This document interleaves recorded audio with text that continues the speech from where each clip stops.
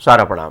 सहारा news network में आपका खैर मकदम है। आप देख रहे हैं 24 घंटे का उर्दू न्यूज़ चैनल आलमी सहारा। अपने हफ्तावार प्रोग्राम स्पोर्ट्स राउंडअप के साथ हाजिर हूँ मैं शबाब अनवर।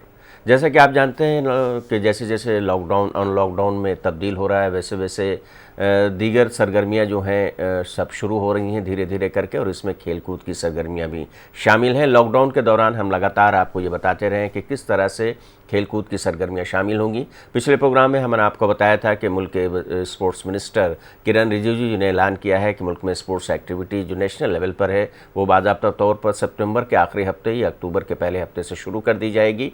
हालांकि पूरा तरह से इस बात का ख्याल रखा जाएगा कि सोशल डिस्टेंसिंग बरकरार रखे, और जो कोरोना वायरस जितना भी है इस वक्त उससे और ज़्यादा लोग संक्रमित ना हो, इस बात का पूरा ख्याल रखा जाएगा। लेकिन इंटरनेशनल लेवल पर धीरे धीरे अब सरगर्मियाँ बढ़ती जा रही हैं। फुटबॉल सबसे पहले शुरू हुआ इंटरनेशनल लेवल पर, हम लगातार उसके बारे में बात करते रहे हैं। क्रिकेट की अगर बात की जाए तो इंग्लैंड वेस्ट इंडीज़ की सीरीज़ सबसे पहले शुरू हुई, और टेस्ट मैच के बाद जो कोरोना काल के वक्त का जो पहला ODI था उसमें भी इंग्लैंड शामिल हुआ, और इंग्लैंड और फिर आयरलैंड के बीच ODI सीरीज़ खेली गई। और फिर उसके बाद IPL के लिए जो कहा जाए कि पूरी तरह से इसकी तैयारी कर ली गई है। हालांकि अभी भी ये खबर है कि हुकूमत हिंद यानी गवर्नमेंट ऑफ इंडिया की तरफ से UAE में IPL कराने की पूरी तरह से मंजूरी नहीं मिली है, लेकिन इसमें किसी भी तरह का कोई रखना भी कोई परेशानी में नहीं है, क्योंकि BCCI पूरी तरह से इस बात की तैयारी कर चुका है। उसकी एक इम्पोर्टेंट मीटिंग भी हो रही है जिसमें इस फिक्सचर का ऐलान किया जा सकता है। हो सकता है कि 8 नवंबर का जो फाइनल है वो दिवाली के त्यौहार की वजह से उसे कुछ इधर उधर किया जाए, या फिर नहीं भी किया जा सकता है। इसके अलावा हम बात करेंगे कि किस तरह से जो 29 अगस्त को नेशनल स्पोर्ट्स डे के मौके पर जो अर्जुन अवार्ड और फिर राजीव गांधी खेल रत्न अवार्ड तकसीम होते हैं, शायद उसकी तारीख में थोड़ी से आगे बढ़ा दिया जाए कोरोना की वजह कर। इसके लिए जो सिलेक्शन कमेटी बनी है उसके बारे में भी हम बात करेंगे, और इन सब मौजूआत पर बातचीत करने के लिए एक मरतबा फिर मुल्क के जाने माने स्पोर्ट जर्नलिस्ट और कमेंटेटर डॉक्टर सुनील तनेजा हमारे साथ जुड़े हैं। डॉक्टर साहब, आपका खैर मकदम है। बहुत बहुत शुक्रिया शबाब भाई। तो आइए नाज़रीन, शुरू करते हैं आज का स्पोर्ट्स राउंडअप।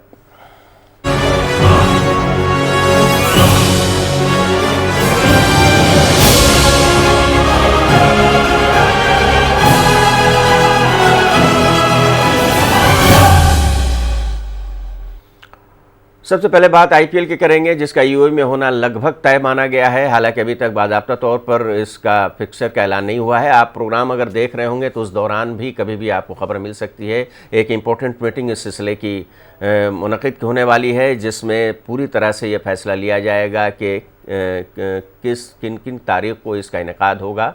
और हालांकि ये तो तय है कि UAE में होना है, 3 शहरों में होना है। उधर एमिरेट्स क्रिकेट बोर्ड का ये कहना है कि वो कम से कम 50% दर्शकों के साथ, शायकीन के साथ इस टूर्नामेंट को कराना चाहते हैं, ताकि माली तौर पर भी कुछ हासिल हो सके, और फिर जो एक IPL का और क्रिकेट का 2020 का जो क्रेज़ है दर्शक के साथ वो भी बरकरार है। यानी एमिरेट्स क्रिकेट बोर्ड ने साफ तौर पर कहा है कि बगैर दर्शक के ये IPL नहीं होगा। हालांकि पहले 20 और 30% दर्शक की बात, नाजरीन की बात चल रही थी, लेकिन अब है कि ये जो मामला है वो अब 50% तक मांग चली गई है। आपको क्या लगता है कि जो शेड्यूल बनाया गया है 19 सितंबर से 8 नवंबर का, उसी के दरमियान ये टूर्नामेंट होगा? क्योंकि खबर ये भी है कि कुछ लॉजिस्टिक प्रॉब्लम है, और साउथ अफ्रीका ने चूँकि कुछ उनके यहाँ कोविड के मामले नए आ गए हैं तो शायद अपनी उड़ान बंद कर दी है। इस तरह कुछ और विदेशी खिलाड़ी हैं, गैर मुल्की खिलाड़ी है, उनको लेकर के थोड़ा सा मसला यहाँ पर पैदा हो रहा है। जी शबाब भाई, देखिए हम उस जमाने में फिलहाल जी रहे हैं जहां सब कुछ पहले के जैसा हो, नॉर्मल हो, यथावत हो। ये होना मुमकिन नहीं है। कुछ ना कुछ दिक्कतें आएंगी ही आएंगी, और खुदा ना खास्ता मान लीजिए सितंबर से पहले अगर UAE में ही कुछ और कोविड के मामले आ गए तो मामला फिर और संगीन हो सकता है। दक्षिण अफ्रीका से बिल्कुल आपने कहा फ्लाइट्स बंद हो गई हैं। ये भी सुनने में आया है कि इंग्लैंड के और ऑस्ट्रेलिया के कुछ खिलाड़ी कम से कम पहले 10-12 दिन तक इसका हिस्सा नहीं बन पाएंगे। तो ये कुछ ना कुछ दिक्कतें रहने वाली हैं। हम बिकॉज एक साधारण युग में नहीं जी रहे, कोविड बिल्कुल असाधारण एक बीमारी निकल कर आई है, तो लॉजिस्टिक्स की दिक्कतें जरूर होंगी। लेकिन जो विंडो आपने बताया 17 सितंबर से 8 या 10 नवंबर तक, विंडो तकरीबन वही ही फाइनल है। जिसमें सबसे पहले, जैसा आपने भी जिक्र किया, हुकूमत हिंद यानी इंडियन गवर्नमेंट से इसकी परमिशन की बात है। वो मुझे लगता है कि बहुत बड़ी दिक्कत नहीं होगी, क्योंकि भारत को सिर्फ ये कहना है कि आप बाहर चले जाइए, भारत को ये नहीं कहना कि आप यहीं टूर्नामेंट करवाइए। तो आई थिंक सरकार से कोई क्लियरेंस मिलने में दिक्कत होगी नहीं। एक छोटी सी दिक्कत ये हो सकती है, क्योंकि होम मिनिस्ट्री में जब फाइल जाएगी तो होम मिनिस्टर अमित शाह साहब, पता चला खुद वो कोविड पॉजिटिव हो गए हैं, उनके अस्पताल में होने से क्या कुछ डिले होगा या कोई ब्यूरोक्रेटिक शॉर्टकट इसका निकल सकता है, इसके अलावा मुझे नहीं लगता कि भारत सरकार से कोई दिक्कत आएगी। वो तो कहेंगे आप बाहर जाइए और अपना टूर्नामेंट करवाइए। और वेन्यूज तय होने हैं, 3 वेन्यू में जो मैचेस होने हैं उसका शेड्यूल क्या होगा, कितने कितने बजे मैच खेले जाएंगे, फिर विदेशी खिलाड़ियों की जो इसमें पार्टिसिपेशन है वो कब कब आएंगे, उस अकॉर्डिंगली सारी चीजें होंगी। और जो टीम ओनर्स हैं उनकी भी कई सारी इसमें दिक्कतें हैं, जो ब्रॉडकास्ट पार्टनर है स्टार स्पोर्ट्स, उनके भी कई सारे सवालात हैं। तो जी बिल्कुल, आपने सही कहा कि जो मीटिंग हुई है उसमें बहुत सारी जानकारी मिलेगी और एक तरह से कहा जाए कि एक फाइनल मीटिंग हुई जिसमें सभी चीज़ों को जो है फाइनलाइज किया जाएगा। और रही बात हुकूमत हिंद की मंजूरी की, तो इसमें किसी तरह का कोई रखना नहीं है। डॉक्टर सुनील तनेजा भी कह रहे हैं थोड़ी सी परेशानी ये हो सकती है, चूँकि अमित शाह साहब अस्पताल में हैं, तो इसलिए अगर कोई अल्टरनेट इंतज़ाम अगर होता है, उनकी जगह पर कोई दूसरा वज़ीर बनता है या फिर पीएम खुद अपने पास वो जिम्मेदारी रखते हैं जो आमतौर से होता है, तो फिर उनकी तरफ से क्लियरेंस मिल जाएगा। और एक खबर और आई है कि आईपीएल के दौरान ही, मेंस आईपीएल के दौरान ही बीसीसीआई के प्रेसिडेंट सौरभ गांगुली ने इशारा दिया है कि वो विमेंस आईपीएल यानी विमेंस लीग भी करा सकते हैं। और इस तरह की खबरें लगातार आ रही हैं। 1 से 10 नवंबर के बीच मैचेस खेले जा सकते हैं। आपको याद होगा नाज़रीन कि 2018 में इसकी शुरुआत हुई थी, एक ही मैच खेला गया था। फिर उसके बाद 2019 यानी पिछले साल भी कुछ मैचेस इसके हुए थे। इस मरतबा भी 10 दिनों का एक टूर्नामेंट हो सकता है विमेंस लीग का। और उसमें सौरभ गांगुली ने यह भी कहा है कि हमारी इंडियन जो नेशनल टीम विमेन टीम है वो भी उसमें शामिल होगी। और जितने भी ऐसे क्रिकेटर्स, विमेंस क्रिकेटर हैं जिनका बीसीसीआई के साथ बाकायदा तौर पर मुआहदा है, वो सब के सब इसमें शामिल होंगे। तो ये एक अच्छी खबर विमेंस क्रिकेटर के लिए भी है डॉक्टर साहब।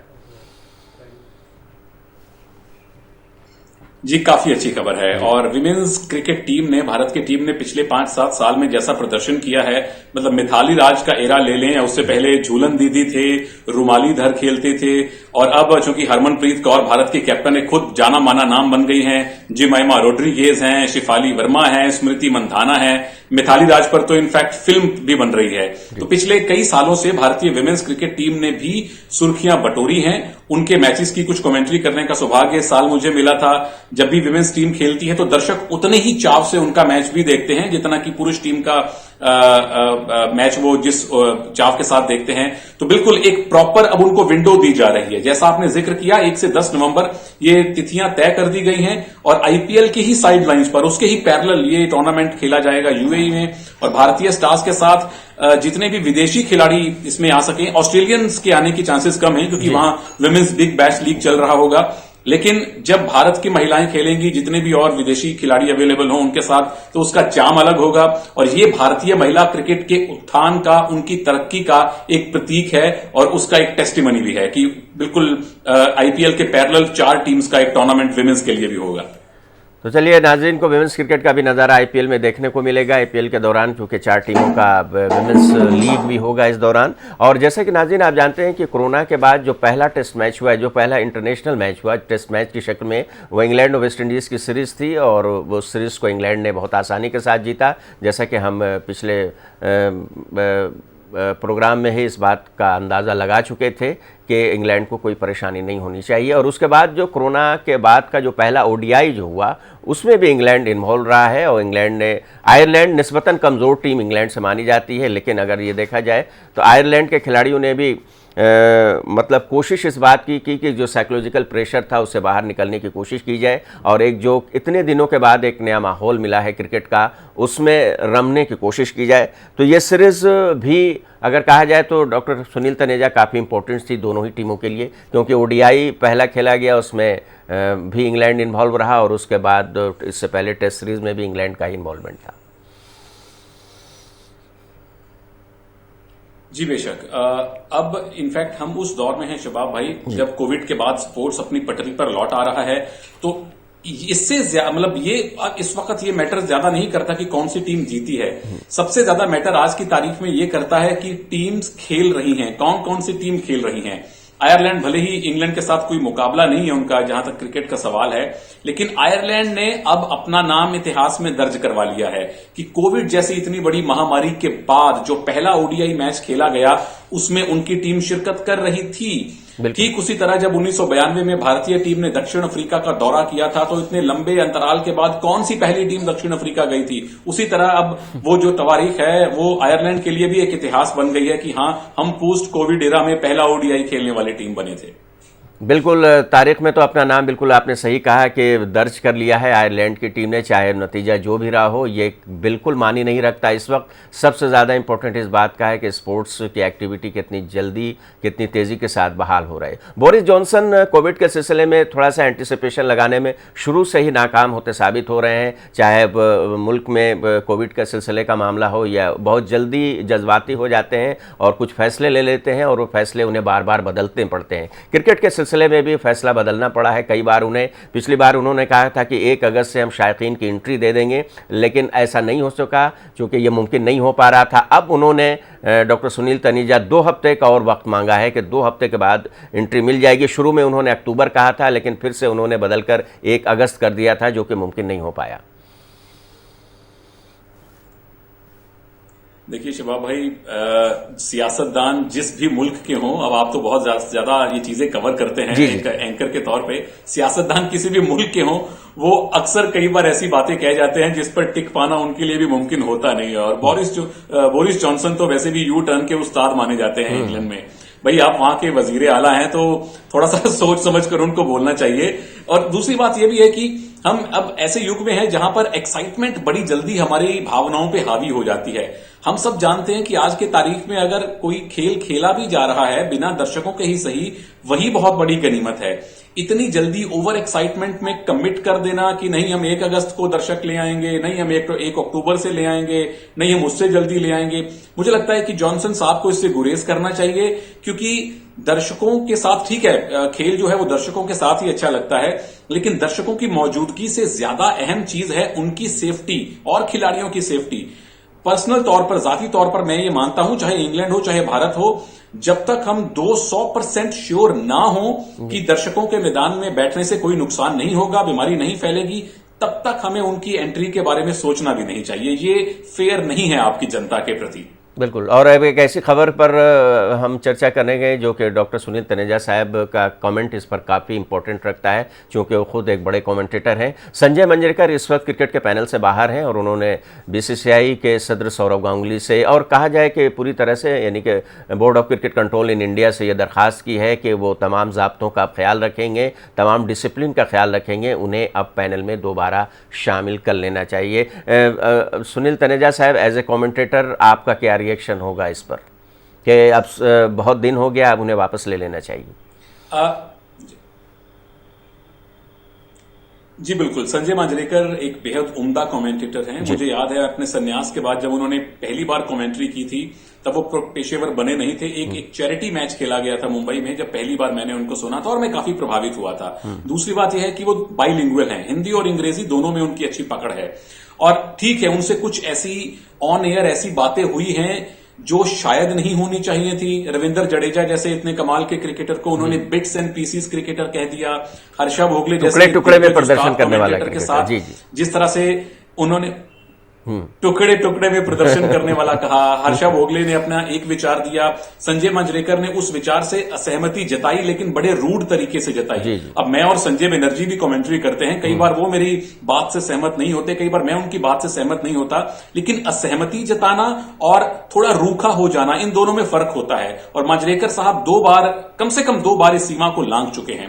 पर अच्छी बात यह है कि मांजरेकर ने दोनों बार अपनी गलती स्वीकार की है। एक बार इनफैक्ट लाइव टेलीविजन पर ही उन्होंने कहा था कि रविंद्र जडेजा ने अच्छा प्रदर्शन करके मेरी विचारधारा के टुकड़े टुकड़े कर दिए, मैं अपनी गलती स्वीकार करता हूं, ये उन्होंने कहा था। हर्षा भोगले से भी बाद में उन्होंने माफी मांगी थी। और मांजरेकर एक बड़ा नाम है, एक बेहतरीन कमेंटेटर हैं, और खुद उनका आगे आकर यह कहना कि भाई ये तो आपका प्रोडक्शन है, बीसीसीआई का प्रोडक्शन है, आपकी जो गाइडलाइंस होंगी हम उसी के अनुसार काम करेंगे, तो ये उनका बड़प्पन भी दिखाता है, ये इस बात को भी दिखाता है कि वो एक इंसान है, इंसान से गलतियां होती हैं, लेकिन जो इंसान अपनी गलती को स्वीकार करके आगे बढ़ना जानता है वही महान इंसान बनता है। और मांजरेकर साहब ने बिल्कुल वही काम किया है। तो मुझे लगता है कि अब बीसीसीआई को भी बड़ा दिल दिखाना चाहिए और संजय मांजरेकर को वापस अपने कमेंट्री पैनल में जगह देनी चाहिए।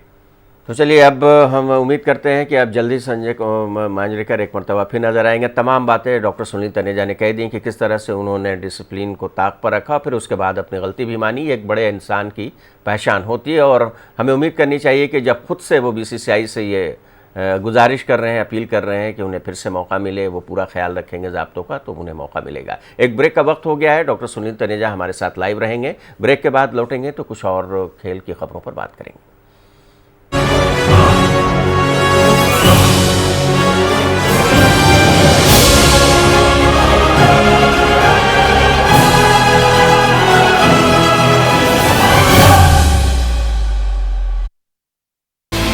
दुनिया भर के हालात, हादसात, वाक़यात या वारदात और उन सब की खबरों में आपके दिल की बात। हर सच का पूरा मंजरनामा, हर घंटे देखिए खबरनामा, सिर्फ आलमी सहारा पर।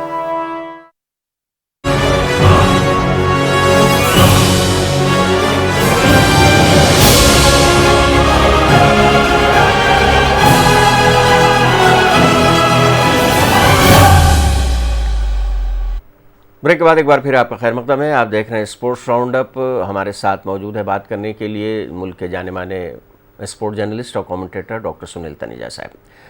नाज़रीन, हम अब ब्रेक के बाद शुरुआत फुटबॉल की करते हैं। एक एफए कप एक बहुत ही कहा जाए कि बावकार फुटबॉल का टूर्नामेंट है जिसमें कई टीमें हिस्सा लेती हैं, प्रोफेशनल टीमें। और इस मरतबा का एफए कप जो है रिकॉर्ड 14 मरतबा का रिकॉर्ड बनाते हुए बहुत ही शानदार तरीके से आर्सेनल की टीम ने जीता है और चेल्सी को फाइनल में 2-1 से हराया। जाहिर सी बात है सुनील तनेजा साहब की इस फाइनल पर भी नज़र रही होगी, इस मैच पर भी नज़र रही होगी, इस पूरे टूर्नामेंट पर नज़र रही होगी। किस तरह से इस खिताबी जीत को आप देखते हैं? बिल्कुल शबाब भाई, जैसा आपने एक रिकॉर्ड तो खुद ही बता दिया कि रिकॉर्ड 14वीं बार आर्सेनल ने, गनर्स जिनको कहते हैं, उन्होंने एफए कप जीता है। और इससे एक बात ये तय हो गई कि अगले साल जो यूरोपा लीग होगी उसमें आर्सेनल अब पक्का खेलेगी, क्योंकि टॉप 4 में उन्होंने फिनिश नहीं किया था, तो वो चैंपियंस लीग तो नहीं खेल पाएंगे, लेकिन यूरोपा लीग ही सही, कम से कम यूरोप लेवल पर उनको खेलने का मौका मिलेगा। दूसरी बात, दूसरा जो पहलू है उनकी इस जीत का, वो ये भी है कि 2002 से लेके अब तक आर्सेनल 7 बार एफए कप के फाइनल में पहुंची है और 7 बार फाइनल जीती भी है। तीसरी सबसे अहम बात इस जीत की ये रही कि मिकेल आर्टेटा, जो पहले आर्सेनल के कैप्टन थे, अब आर्सेनल के कोच बन गए हैं।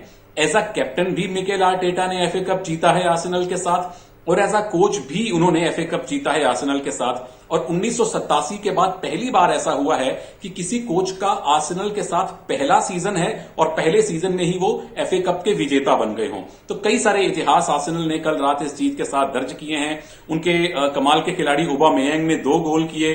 ओबामेयांग ने इनफैक्ट, मुझे याद है, सेमीफाइनल में मैनचेस्टर सिटी जैसी बड़ी टीम के खिलाफ भी 2 गोल किए थे। चेल्सी के खिलाफ 2 गोल करना भी दर्शाता है कि वो आर्सेनल के साथ एक लंबा कॉन्ट्रैक्ट लेने की जो सोच रहे थे उस पर अब जरूर मोहर लग जाएगी। चेल्सी के लिए अगर दूसरे हाथ पर देखें शबाब भाई, तो काफी दिक्कत वाला मैच रहा। उनको क्रिस्टियन पुलिसिच ने 1 गोल की लीड दिलवाई थी, वो लीड में थे, लेकिन बाद में पुलिसिच का ही हैमस्ट्रिंग चोटिल हो गया, उन्हें बाहर जाना पड़ा। कैप्टन एज़िपिलिक्वेटा को बाहर जाना पड़ा। कोवाचिच जो है उनको 2 येलो कार्ड मिल गए तो उनको बाहर करना पड़ा। कुछ एक ऐसे विवादास्पद फैसले हुए जिस पर चेल्सी के फैंस खुश नहीं हैं, लेकिन आर्सेनल के लिए अंत भला तो सब भला, एक बड़ी जीत उनको मिली है 2-1 से, और अगले साल वो यूरोपा लीग में खेलेंगे।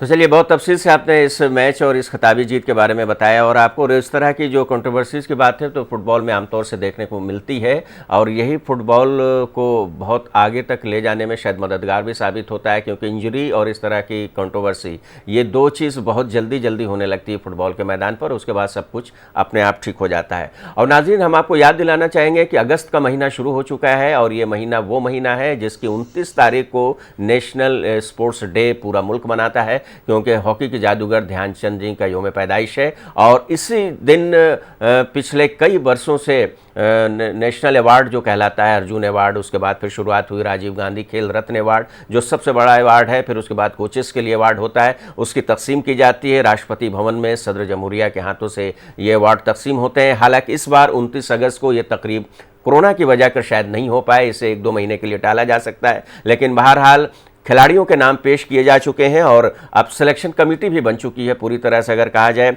सहवाग और साबिक हॉकी कप्तान सरदारा सिंह समेत 12 मेंबरान जो हैं इस सिलेक्शन कमेटी में शामिल हैं और पैनल में एक इस मरतबा सुप्रीम कोर्ट के रिटायर्ड जस्टिस एम शर्मा को भी शामिल किया गया है। खेल रत्न और अर्जुन अवार्ड समेत 7 अवार्ड पूरी तरह कुल मिलाकर दिए जाते हैं। हर साल 29 अगस्त को स्पोर्ट्स डे मनाया जाता है, जैसा कि आप जानते ही हैं। डॉक्टर सुनील तनेजा साहब, इस मरतबा गर्चे नहीं हो पाएगा 29 अगस्त को यह प्रोग्राम, जैसे कि उम्मीद कम लग रही है, और हम उनसे पास जाने से पहले, डॉक्टर साहब के पास जाने से पहले अपने नाजरीन को बता दें कि इस बार रोहित शर्मा, एथलीट हिमा दास और रेसलर दिनेश फोगाट का नाम खेल रत्न के लिए भेजा गया है। तो सबसे पहला सवाल ये होगा, जो 3 नाम है आपके हिसाब से इसमें सबसे बड़ा दावेदार कौन नज़र आता है? लेकिन परफॉर्मेंस अगर देखा जाए तो सबकी इक्वल ही लगती है अपने अपने फील्ड में। बिल्कुल, जो 3 नाम है बिल्कुल वेल डिजर्विंग नाम है, क्योंकि भारत एक क्रिकेट प्रधान देश है। क्रिकेट ज्यादा जहां पॉपुलर है, तो आमतौर पे जो सुनने वाले हैं, जो हमारे दर्शक है, वो कहेंगे रोहित शर्मा इतनी डबल सेंचुरीज बनाई हैं, इतने कमाल के बल्लेबाज हैं। लेकिन हिमा दास और विनेश फोगाट दोनों किसी भी सूरत में कम डिजर्विंग नहीं है इस अवार्ड के। अगर मेरा बस चले तो मैं तीनों को अवार्ड दे दूं। हिमा दास ने जो ट्रैक एंड फील्ड में भारत का झंडा बुलंद किया है, विनेश फोगाट आज की तारीख में आर्ग्यूबली भारत की नंबर 1 रेसलर हैं और टोक्यो ओलंपिक्स में अगर एक मेडल की उम्मीद हम कर सकते हैं तो वो विनेश फोगाट से जरूर कर सकते हैं। बाकी जैसा आपने कहा 29 अगस्त को इस बार ये अवार्ड सेरेमनी नहीं होगी। औपचारिक तौर पे इसका ऐलान होना अभी बाकी है, लेकिन अनौपचारिक तौर पर मान सकते हैं। सिर्फ एक स्टेटमेंट आना बाकी है राष्ट्रपति भवन की तरफ से, ये टलने वाला है। हाँ, सिलेक्शन पैनल की घोषणा अभी परसों हुई है। भारत के पूर्व कैप्टन सरदारा सिंह, हॉकी कैप्टन, उसमें शामिल हैं। वीरेंद्र सहवाग साहब उसमें शामिल हैं। पैरा एथलीट दीपा मलिक को इसमें जगह दी गई है। एक बॉक्सर को इसमें जगह दी गई है। 2 सीनियर स्पोर्ट्स जर्नलिस्ट और एक कमेंटेटर भी इस पैनल में शामिल हैं। तो उम्मीद कर सकते हैं कि तकरीबन 2 महीने ये सेरेमनी टल सकती है। लेकिन बिल्कुल जो खेल रत्न पुरस्कार है, हमेशा कहा जाता है ना कि अगर अंडरडॉग को मिले तो ज्यादा खुशी होती है। अगर हिमा दास या विनेश को मिले, रोहित को आगे भी मिल सकता है। मेरी पसंद ये दोनों महिलाएं होंगी, किसी को भी मिल जाए।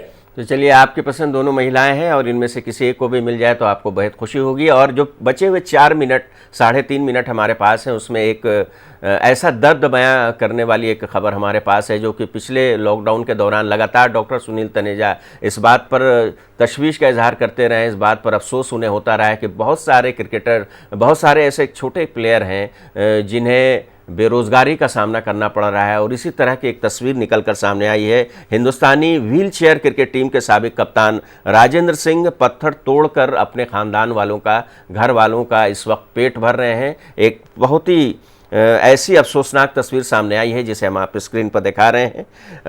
उन्हें wheel chair cricketer Rajendra Singh ने कहा कि एक टूर्नामेंट में हिस्सा लेना था, कोरोना के सबब इसे मुलतवी कर दिया गया। धामी पिथौरागढ़ जिले के, जो कि उत्तराखंड में पड़ता है, रायकोट गांव में मनरेगा स्कीम के तहत अब सड़क पर उन्हें काम करना पड़ रहा है। हालांकि कलेक्टर डॉक्टर विजय कुमार जांगदड़े को जैसे ही इसकी इत्तला मिली तो उन्होंने डिस्ट्रिक्ट स्पोर्ट्स ऑफिसर को राजेंद्र को इक़्तिसादी तौर पर मदद करने के लिए कहा है, लेकिन तब तक पत्थर तोड़ते हुए मनरेगा के तहत इनकी तस्वीर सामने आ चुकी थी मीडिया में और सोशल मीडिया, जो कि main stream media, social media दोनों में। तो इस तरह की परेशानी हुई है। हालांकि गवर्नमेंट से लगातार ये अपील की गई थी कि इस तरह के लोगों का ख्याल रखा जाए। स्पोर्ट्स एसोसिएशन जो कंसर्न है उसकी ज़्यादा जिम्मेदारी बनती है डॉक्टर सुनील तनेजा साहब कि इन लोगों का लॉकडाउन पीरियड में ख्याल रखा जाता, लेकिन शायद ऐसा नहीं हो पाया। हाँ जी, बड़ा मुश्किल है शबाब भाई। इनफैक्ट ये बात सुन के मुझे एक और वाकया याद आया जो मेरे और आपके सबसे पसंदीदा खेलों में से एक है, हॉकी। और वो चूंकि सहारा ग्रुप से भी जुड़ा हुआ है। 1980 में जिस भारतीय टीम ने हॉकी का ओलंपिक गोल्ड मेडल जीता था, डुंगडुंग साहब उस टीम का हिस्सा थे। और झारखंड में कुछ साल बाद वो भी पत्थर तोड़ते, मजदूरी करते लोगों को मिले थे। उसके बाद मुझे याद है सहारा ग्रुप सबसे पहले आगे आया था और 5 लाख रुपए की मदद उन्होंने डुंगडुंग साहब को की थी। जी जी। तो सहारा ग्रुप को उसके लिए मैं थोड़ा लेट से ही धन्यवाद करता हूं। उसी तरह जो हमारे व्हीलचेयर टीम के कैप्टन हैं, देखिए आज रियलिटी ये है शबाब भाई जी कि जी। जब तक आप मेन स्ट्रीम मीडिया का या सोशल मीडिया का हिस्सा नहीं है तो आपको आवाज नहीं मिलती है। कई ऐसे लोग भी हैं जो बहुत बड़ा नाम नहीं है, लेकिन चूंकि वो सोशल मीडिया का हिस्सा है तो उनको जल्दी शोहरत मिल जाती है। तो ये थोड़ी सी एक डिस्पैरिटी, थोड़ा सा एक दुर्भाग्य रहता है उन लोगों के साथ जो खुद को मार्केट करना नहीं जानते। लेकिन अच्छी बात यह है कि सोशल मीडिया का प्रभाव अब इतना बढ़ चुका है कि ऐसी खबर जैसे ही सामने आती है तुरंत लोग मदद के लिए सामने आते हैं। तो I will say better late than never. उनकी मदद ना होने से बेहतर है थोड़ी देर से ही हो गई है। बिल्कुल एसोसिएशंस का ये कर्तव्य बनता है कि खासतौर पे लॉकडाउन जैसे क्रूर पीरियड में अपने लोगों की मदद करें, और आई एम श्योर जहां जहां ऐसी खबरें सामने आई हैं उनकी मदद की गई है। उम्मीद करते हैं, ईश्वर से प्रार्थना करते हैं कि ऐसा दौर किसी को दोबारा से देखने को ना मिले, और सलाम है उन लोगों को जो ऐसे हमारे चैंपियंस की मदद करने के लिए आगे भी आते हैं। और आमतौर से ये देखा जाता है कि district magistrate district sports officer होता है उस जिले का, तो बहुत ज़्यादा जानकारी उनके अपने फ़राइज़ के बारे में, अपने क्या उनकी जिम्मेदारी है उसके बारे में पता नहीं रहता। उन्हें सिर्फ इतना मालूम है कि मैं ज़िला कलेक्टर हूं तो मैं डिस्ट्रिक्ट स्पोर्ट्स ऑफिसर भी हूं। तो क्या इन लोगों को अपने फ़राइज़ के बारे में थोड़ा सा समझना पड़ेगा, जो कि जितने भी डिस्ट्रिक्ट स्पोर्ट्स ऑफिसर हैं, क्योंकि अपने ज़िले में किस खिलाड़ी का हाल बुरा है, किस खिलाड़ी के पास कुछ पैसे नहीं है या फिर उनको घर वाले को चलाने में दिक्कत हो रही है, ये डिस्ट्रिक्ट स्पोर्ट्स ऑफिसर की शायद पहली जिम्मेदारी होती है। बिल्कुल शबाब भाई, मैं ये कहूंगा कि it's a two way street, दोनों तरफ से संवाद होना चाहिए। टू बी वेरी ऑनेस्ट, जितने हमारे ब्यूरोक्रेट हैं, वो चाहे डिस्ट्रिक्ट मजिस्ट्रेट हों या उनसे बड़े लेवल के ऑफिसर हों, वो लोग काम के बोझ के नीचे दबे हुए हैं। कितने ही ऐसे ऑफिसर से आपने मुलाकात की होगी, मैंने की है, उनके पास वाकई में अपने परिवार के साथ बैठने का भी टाइम नहीं मिलता है। तो ऐसे में दोनों तरफ से संवाद होना चाहिए। जो स्पोर्ट्स के खिलाड़ी हैं, जो इस तरह की दिक्कतों में हैं, उनको भी चाहिए कि वो आगे जाकर अपनी आवाज बुलंद करें। और इतनी मानवीयता और इतनी समझ हमारे सारे ऑफिसर्स में है कि जैसे ही ऐसी खबर पता चलती है वो जरूर मदद को आगे आते हैं। कई ऐसे ऑफिसर्स के साथ मेरा भी तजुर्बा काम करने का बड़ा अच्छा रहा है, जिस भी लेवल पे मैंने उनसे इंटरेक्शन किया है। तो it's a two way street, लोगों को भी आगे आना पड़ेगा, जिसको मदद चाहिए मदद के और खिलाड़ी को भी ये बात अच्छी तरह से समझ लेनी चाहिए कि आपका डिस्ट्रिक्ट मजिस्ट्रेट आपके डिस्ट्रिक्ट का स्पोर्ट्स ऑफिसर भी होता है, प्राय आमतौर पर यही होता है। तो आप उनके पास जाएं और अपने जो भी परेशानी उसे आप बता सकते हैं। बहुत बहुत शुक्रिया। कुछ और बातें करनी थी डॉक्टर सुनील तनेजा, लेकिन वक्त इजाज़त नहीं दे रहा है। आपने आलमी सहारा के लिए वक्त निकाला, इसके लिए आपका बहुत बहुत शुक्रिया।